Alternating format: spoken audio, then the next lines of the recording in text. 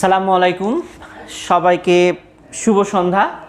আমি শেখ আসাদুজ্জামান পারভেজ আবার হাজির হয়েছি তোমাদের সামনে। আজকে আমি আলোচনা করব ইংরেজি প্রথম পত্র ইংলিশ ফার্স্ট পেপারের ইউনিট 6 এর লেসন 5। এর আগে আমরা ইউনিট 6 এর পর্যায়ক্রমে 1, 2, 3 এবং 4 এই 4টি লেসন আলোচনা করেছি।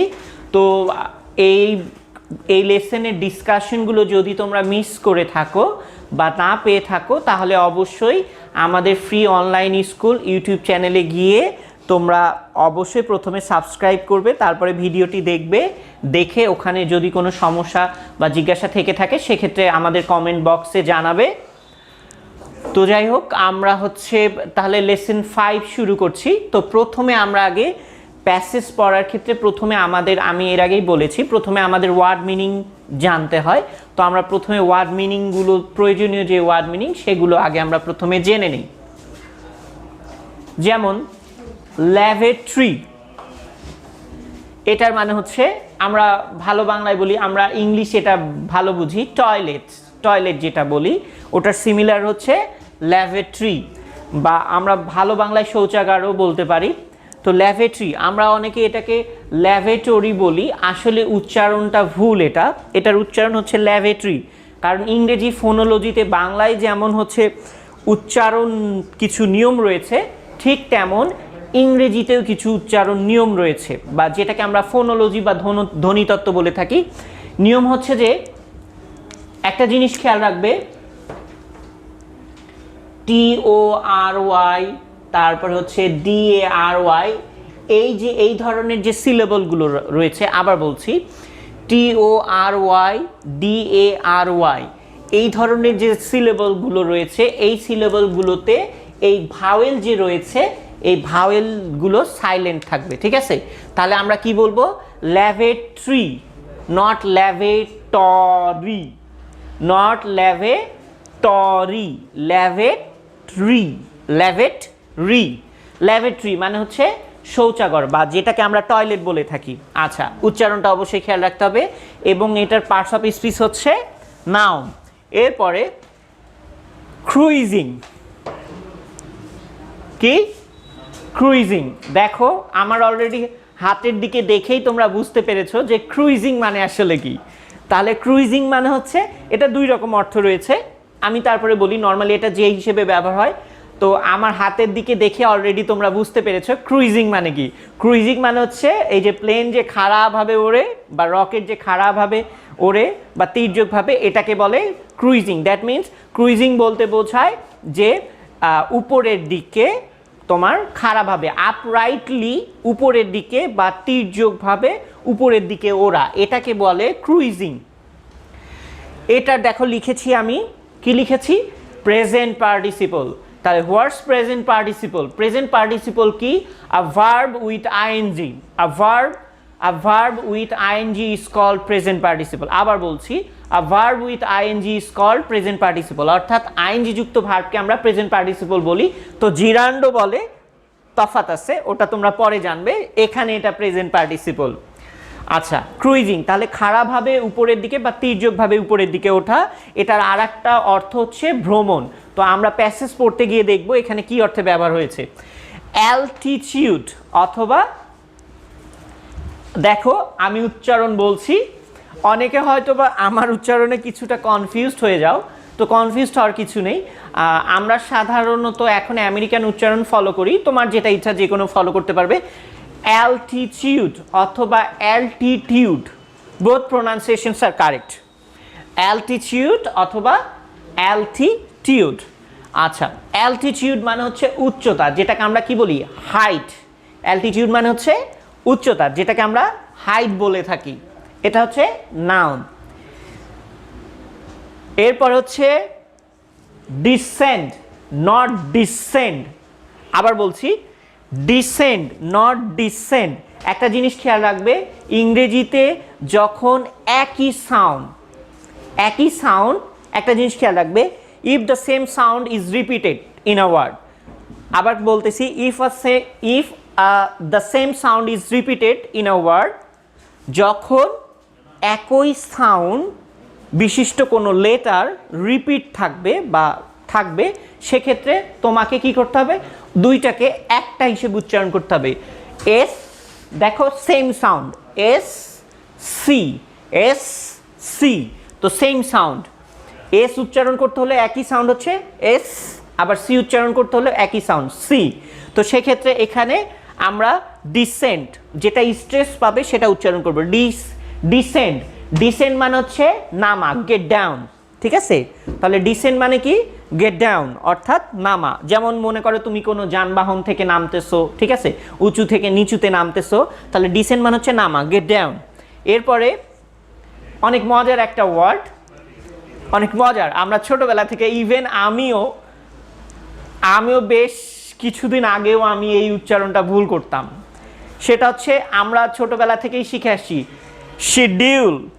আচ্ছা, আমরা কি বলি, শিডিউল, কিন্তু আসলে এটা মোটেও শিডিউল নয়। এটার উচ্চারণ হচ্ছে, তুমি আমেরিকান যাও আর ব্রিটিশে যাও, যেখানে যাও, হয় তোমাকে সিজিউল বলতে হবে, নাহলে স্কেজিউল বলতে হবে, যে কোনো একটা, ঠিক আছে? আবার বলতেছি, তুমি সিজিউলও বলতে পারো, যদি ব্রিটিশ উচ্চারণ তোমার পছন্দ হয় তাহলে সেক্ষেত্রে তুমি সিজিউল বলবে, ঠিক আছে? আর যদি আমেরিকান উচ্চারণ পছন্দ হয় তাহলে স্কেজুল। আচ্ছা, তাহলে খেয়াল রাখবে, এটা ওই যে আমরা ছোটবেলা থেকে ভুল জেনে আসছি, তো হয়তো বা অদ্ভুত মনে হবে, এইটাকেই ভুল মনে হবে, কিন্তু এটার আসল উচ্চারণ সিজিউল। যেমন তোমরা যদি ইংরেজিতে অনার্স মাস্টার্স করো, তখন ইংরেজিতে যারা অনার্স মাস্টার্স আমরা যারা করি, আমাদের ফোনোলজি নামে একটা সাবজেক্ট থাকে, তো ওই ফোনোলজি বিষয়ে পড়াশোনা করলে আসলে কোন লেটার কিভাবে, কোথায়, কেমন করে উচ্চারণ হয় সেগুলো বোঝা যায়। আচ্ছা, যাই হোক, ইংরেজি খুব ভালো একটা মোটেও সাবজেক্ট নয়। তোমরা সবাই ডাক্তার, ইঞ্জিনিয়ার এগুলো হবে, লয়ার হবে, ইংরেজি মোটেও ভালো সাবজেক্ট না, এগুলো সাবজেক্ট নিয়ে পড়তে হয় না। এরপরে ডেস্টিনেশন। আচ্ছা, শিডিউল, এই শিডিউলের আমি অর্থটা বলিনি। শিডিউল মানে হচ্ছে তালিকা, বা আমরা মূলত সময় বুঝি, তালিকা বা তোমার এক কথায় সূচি কোনো কিছুর। এরপরে ডেস্টিনেশন মানে হচ্ছে গন্তব্যস্থল। মনে করো, suppose you are going to somewhere, suppose you are going to somewhere, or you are going to a place, and that place is your destination. ধরে নাও তুমি কোনো জায়গায় যাচ্ছ, তোমার ওই জায়গাটাকেই বলা হয় ডেস্টিনেশন বা গন্তব্যস্থল। এরপরে ওটা নাউন। এরপরে দেখো টেক অফ মানে হচ্ছে, এটা একটা ফ্রেজাল ভার্ব, আমি সংক্ষেপে লিখে রেখেছি, ফ্রেজাল ভার্ব। এটা হচ্ছে একটা ফ্রেজাল ভার্ব। এখন ফ্রেজ কি যদি এটা জানতে চাও, যখন একের অধিক শব্দ একসাথে মিলে একটা হিসেবে ব্যবহার হয়, তখন ওটাকে বলে ফ্রেজাল ভার্ব। টেক অফ মানে হচ্ছে উড্ডয়ন করা, অর্থাৎ ওরা। একটু আগে আমি যেটা বললাম, ক্রুইজিং করা বা ফ্লাই করা, তাহলে টেক অফ মানে হচ্ছে ওরা। এরপরে দেখো অ্যাপ্রক্সিমেটলি। এখানে একটা জিনিস খেয়াল করবে, নট অ্যাপ্রক্সিমেটলি, এরকম না, অ্যাপ্রক্সিমেটলি, অর্থাৎ দুইটা পি একটা হিসেবে উচ্চারণ হবে, অ্যাপ্রক্সিমেটলি। এইটার মানে হচ্ছে প্রায়। আমরা ওই যে এগুলোর সিমিলার, এটা সিমিলার ওয়ার্ড জানি, কিন্তু অনেকে অলমোস্ট মানে প্রায়, অ্যাপ্রক্সিমেটলি মানেও প্রায়। এরপরে ফ্যাশন, ওটা হচ্ছে অ্যাডভার্ব, আর ফ্যাশন নট ফ্যাস্টেন। ফ্যাশন মানে হচ্ছে কোনো কিছু, টু টাই সামথিং টাইটলি, অর্থাৎ কোনো কিছুকে শক্ত করে বাঁধা, কোনো কিছুকে শক্ত করে বাঁধাকে বলে ফ্যাশন। একটা জিনিস খেয়াল রাখবে, STE, মূলত এই তিনটা লেটার খেয়াল রাখবে, STE এই তিনটি একসাথে থাকলে টি সাইলেন্ট থাকবে। তো আমি একটু আগে বললাম, আমার যারা ইংরেজিতে পড়ে তো তাদের ফোনোলজি একটা সাবজেক্ট আছে, ওগুলো পড়লে আসলে কোথায় কোনটা বাদ দিতে হবে, কোনটা উচ্চারণ করতে হবে সেটা বোঝা যায়। তাহলে ফ্যাশন মানে হচ্ছে টু টাই সামথিং টাইটলি, কোনো কিছুকে শক্ত করে বাঁধা, ভার্ব এইটা। তোমরা ফাসেনও বলতে পারো, আমি ফ্যাশন বলতেছি বলে ওইটাই বলতে হবে এরকম না, ফাসেনও বলা যায়, ফ্যাশন। আচ্ছা, আপরাইট, এটা হচ্ছে অ্যাডজেক্টিভ। আপরাইট পজিশন, আপরাইট মানে হচ্ছে খাড়া। এখন আপরাইট মানে খাড়া কিভাবে হলো, এটার একটা কারণ আছে। তোমরা প্রিপোজিশনের ব্যবহার যদি পড়ে থাকো খেয়াল করবে অনেক প্রিপোজিশন আছে যেগুলোর অর্থ হচ্ছে উপরে, কিন্তু কিন্তু সব প্রিপোজিশনের অর্থ উপরে হইলেও ব্যবহারগত তফাৎ রয়েছে। ব্যবহারগত তফাৎ কি? আপ শব্দটা মূলত খাড়া বা তির্যকভাবে।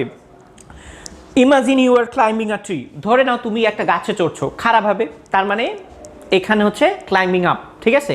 আবার imagine you are climbing up a mountain, ধরে নাও তুমি একটা পাহাড়ে উঠছো তির্যকভাবে, এইখানে হচ্ছে ক্লাইম্বিং আপ।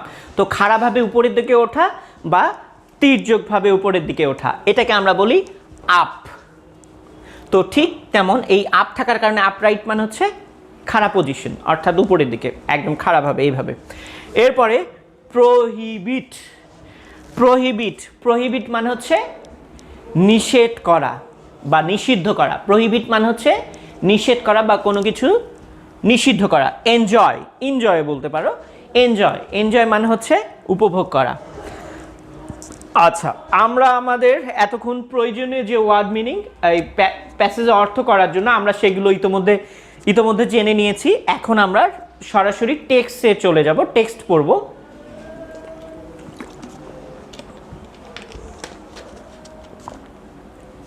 আশা করি তোমরা খাতা কলম এবং বই, প্রয়োজনীয় যা যা যে সব কাগজপত্র, বই, টেক্সট বই সব নিয়ে হাজির হয়েছো। তো তোমরা নিজ নিজ, আমি এখানে দেখো লিখে দেয়া আছে ইউনিট 6 লেসন 5, ঝটপট বের করে ফেলো, আমরা পড়াটা শুরু করে দিই।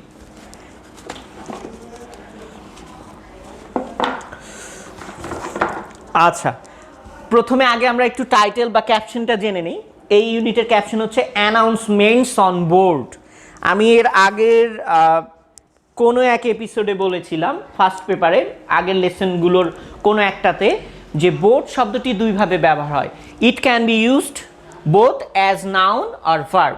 এটা নাউন হিসেবে ব্যবহার হতে পারে, ভার্ব হিসেবে ব্যবহার হতে পারে। তাহলে এখানে দেখো, এখানে বোর্ড শব্দটা নাউন হিসেবে ব্যবহার হয়েছে এই টাইটেলটাতে। তাহলে এখানে এই টাইটেলটাতে বা ক্যাপশনটাতে নাউন হিসেবে ব্যবহার হয়েছে, এইটাকে তাহলে আমরা বলতেছি প্লেন। অ্যানাউন্সমেন্টস, অ্যানাউন্সমেন্টস মানে হচ্ছে নির্দেশনা। এখানে দেখো অ্যানাউন্সমেন্টের সাথে এস দেয়া আছে, তার মানে অনেকগুলো নির্দেশনার কথা বলা হয়েছে এখানে, অ্যানাউন্সমেন্টস। আচ্ছা, এইবার তাহলে টাইটেলটার নাম কি? অ্যানাউন্সমেন্টস অন বোর্ড, অর্থাৎ প্লেনের ভেতরে, প্লেনের উপরে বলা যাবে না, কিন্তু সব আক্ষরিক অনুবাদ করলে হবে না। অর্থাৎ প্লেনের অভ্যন্তরের কিছু নির্দেশনা। যখন তুমি বিমান ভ্রমণ বা প্লেন ভ্রমণে যাবে, তোমাকে দেখবে তোমাকে কিছু ডিরেকশনস দিবে। যেমন শুধু তাই না, তুমি যদি ভালো কোনো বাস বা কোচে তুমি যদি যাত্রা করো, দেখবা যে হচ্ছে বিভিন্ন কন্ট্রাক্টর বা হচ্ছে হেল্পার যে থাকে ওখানে একজন কিন্তু বিভিন্ন রকম নির্দেশনা দেয়, তো সেরকম আর কি নির্দেশনা। আচ্ছা, বলছে লেডিস অ্যান্ড জেন্টলম্যান, এইটার কিন্তু আমি বাংলা বলবো না, লেডিস অ্যান্ড জেন্টলম্যান, এটার মানে তোমরা জানো। আর আমি বলছি সব কিছু, আমি একদিনই বলছি সব ইংরেজির বাংলা করতে হয় না। যেমন আই এম এ স্টুডেন্ট, আমি হই একজন ছাত্র, এরকম হই বলা যাবে না, তো ঠিক তেমন। আচ্ছা, ladies and gentleman, welcome on board flight BG88 two Bangkok. এখন একজন ক্যাপ্টেন এসে বলছে বা একজন ক্রিউ মেম্বার এসে বলছে যে লেডিস অ্যান্ড জেন্টলম্যান, মানে ওখানে তো নারী পুরুষ আছে, তো সবাইকে বলছে যে ব্যাংককের উদ্দেশ্যে যে ফ্লাইট নাম্বার BG88, এটাতে আপনাদের সবাইকে স্বাগত। তারপরে বলছে we are currently third in line, বলছে বর্তমানে আমরা লাইনের 3 নম্বরে অবস্থান করছি। কারণ একটা জিনিস খেয়াল করবে, আমরা যদি এটা এইভাবে বুঝি, যখন বিভিন্ন কোচগুলো, নাইট কোচ বলো বা যেটা, বিভিন্ন বাসগুলো যখন টার্মিনাল থেকে ছেড়ে যায়, লাইন সিরিয়ালে যে আগে লাইনে থাকে সে কিন্তু আগে ছেড়ে যায়, যেমন প্রথমে যে আগে থাকে সে প্রথমে ছেড়ে যায়, তারপরে দ্বিতীয়তে যে থাকে সে দ্বিতীয়তে ছেড়ে যায়, তারপরে তৃতীয়তে যে থাকে সে কিন্তু তৃতীয়তে ছেড়ে যায়। তো এগুলো যেমন লাইন আছে, সিরিয়াল আছে, তো ঠিক তেমন ওই মানে এক কথায় বিমানবন্দর যে আছে, তো বিমানবন্দরের সবগুলো কিন্তু রানওয়েজ যে আছে, তো রানওয়েতে প্লেন কিন্তু সিরিয়ালি তোমার পার্ক করা থাকে। তো যেটা আগে থাকবে সেটা, যেটা ফার্স্টে থাকবে সেটা ফার্স্টে টেক অফ করবে, যেটা সেকেন্ডে থাকবে সেটা সেকেন্ডে টেক অফ করবে, যেটা থার্ডে থাকবে সেটা থার্ডে টেক অফ করবে। তো এখানে ওইটাই বোঝাচ্ছে, বলছে যে আমরা টেক অফ অর্থাৎ ওড়ার জন্য আমরা কি করছি, আমরা ওই লাইনে 3 নম্বরে অবস্থান করছি। অ্যান্ড আর এক্সপেক্টেড, এবং আমরা আশা করছি to be in the air, এবং আমরা উড়বো, ঠিক আছে, ইন অ্যাপ্রক্সিমেটলি 7 মিনিটস। বলছে ইন আছে মানে মধ্যে, কোনো সময়ের মধ্যে, বলছে আমরা মোটামুটি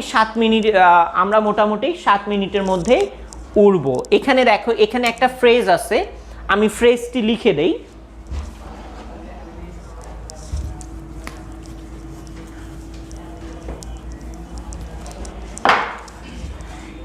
বি ইন দি এয়ার।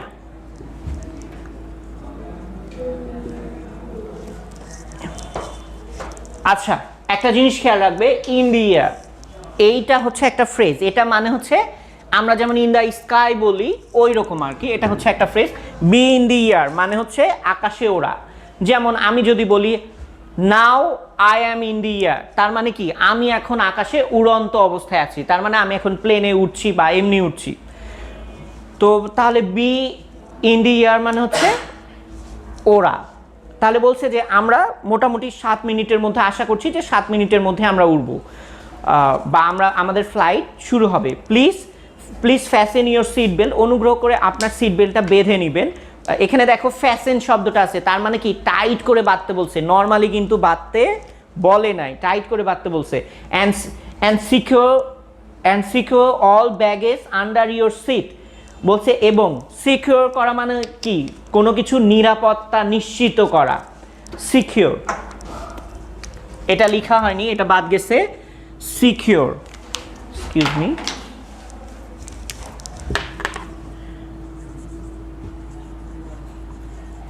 এটা ভার্ব, সিকিউর। আর সিকিউরিটি হচ্ছে নাউন। সিকিউর মানে হচ্ছে কোনো কিছু নিশ্চিত করা, নিরাপত্তা নিশ্চিত করা, কোনো কিছুর নিরাপত্তা নিশ্চিত করা। আচ্ছা, তারপরে বলছে কি যে secure all baggage under your seat or in overhead compartment. বলছে যে আপনি আমার সিটটা খুব শক্ত করে বেঁধে নেবেন। শক্ত করে বেঁধে নেওয়ার পরে তারপরে কি করবেন, আপনার যত ব্যাগেজ বা তল্পিতল্পা আছে এগুলো বলছে ওভারহেড কম্পার্টমেন্ট, অর্থাৎ মাথার উপরে যে ছোট জায়গা রয়েছে। আমরা প্লেন বা বিমানে, ইভেন আমরা প্লেন বাসেও দেখি, বাস বলো, প্লেন বলো, ট্রেন বলো, মাথার উপরে কিন্তু লাগেজ বা কিছু জিনিস রাখার জন্য ছোট মানে জায়গা রয়েছে, বিভিন্ন ডিপার্টমেন্ট ওয়াইজ ভাগ করা থাকে। এই ছোট ছোট ভাগ করা জায়গাগুলোকে বলে কম্পার্টমেন্ট। আচ্ছা, তাহলে বলছে ওভারহেড কম্পার্টমেন্ট অর্থাৎ মাথার উপর যে জায়গা রয়েছে সেই জায়গায় কি করবেন, আপনাদের লাগেজগুলো রাখবেন। এরপরে বলছে keep your seat and table trays in upright position for take off. এবং যখন প্লেনটা উড়বে, ফর টেক অফ, যখন প্লেনটা উড়বে ওড়ার সময় কি করবেন, আপনার যে টেবিল ট্রে রয়েছে এবং সিট রয়েছে সেটি আপরাইট পজিশনে রাখবেন। কারণ একটা জিনিস খেয়াল করবে, প্লেন কিন্তু ওড়া শুরু করবে এভাবে। এখন তোমার যদি সিট হেলানো অবস্থায় থাকে তাহলে তুমি তো উল্টে যাবে এভাবে, ঠিক আছে, বাতাসের যেহেতু একটা বেগ থাকে। তুমি যখনই প্লেনটা এভাবে উঠতে শুরু করবে আর তোমার সিট যদি হেলানো থাকে তুমি কিন্তু উল্টে যাবে। এই জন্য তোমাকে কি করে নিতে হবে, একদম আপরাইট পজিশন, খাড়া করে রাখতে হবে সিটটা এবং টেবিল ট্রেটাও। আবার দেখো টেবিল ট্রেও, যেমন আমরা ট্রেনে যখন ভ্রমণ করি বিভিন্ন ট্রেনগুলোতে দেখবে, বিশেষ করে ইন্টারসিটিগুলোতে সামনে তোমার বিভিন্ন খাবার বা বোতল রাখার জন্য ট্রে থাকে। এখন যখন উঠবে তখন তো তুমি যদি ওটা খাড়া করে এরকম না রাখো, এরকম থাকলে তো সব পড়ে যাবে। এরপরে বলছে যে please turn off all personal electronic devices including laptop cellphones. বলছে যে এবং তোমার যে পার্সোনাল ইলেকট্রনিক ডিভাইস বা যন্ত্রপাতি, ডিভাইস মানে হচ্ছে যন্ত্রপাতি, ডিভাইসেস এখানে প্লুরালাইজ করে দেয়া আছে। বলছে যে তোমার যে পার্সোনাল যে ইলেকট্রনিক ডিভাইস অর্থাৎ ল্যাপটপ সেলফোন এগুলো রয়েছে এগুলো বন্ধ করে রাখতে হবে। এগুলোর কিছু কারণ আছে আসলে কেন বন্ধ করে রাখতে হয়, তো সময় নেই, না হলে আমি এক্সপ্লেইন করতাম যে আসলে প্লেনের মধ্যে তোমাকে বলতে পারে যে why should a person switch off or turn off his electronic device, তার ইলেকট্রনিক ডিভাইসগুলো প্লেনে কেন বন্ধ করে রাখতে বলা হয় বা রাখা উচিত কেন, এগুলোর কারণ আছে আর কি। আচ্ছা যাই হোক, নেক্সট ক্লাসে যদি সময় পাই আমি এটার কারণটা ব্যাখ্যা করব। এরপরে বলছে this is a non smoking flight, বলছে এটা হচ্ছে একটা ধূমপান মুক্ত ভ্রমণ। Smoking in the lavatory is prohibited, বলছে যে শৌচাগারে অর্থাৎ দ্যাট মিনস টয়লেট, বলছে টয়লেটে ধূমপান করা যাবে না। এরপরে বলছে টয়লেটে কেন, কোনো জায়গায় বিমানের মধ্যে কোনো জায়গায় ধূমপান করা যাবে না। এখানে জাস্ট একটা উদাহরণ দিচ্ছে যে লেফটরিতে ধূমপান করা যাবে না। বলছে thank you for choosing Bangladesh Biman, enjoy your flight, বলছে বাংলাদেশ আপনার ভ্রমণের জন্য যে আপনি বাংলাদেশ বিমানকে বেছে নিয়েছেন এই জন্য আপনাকে অসংখ্য ধন্যবাদ।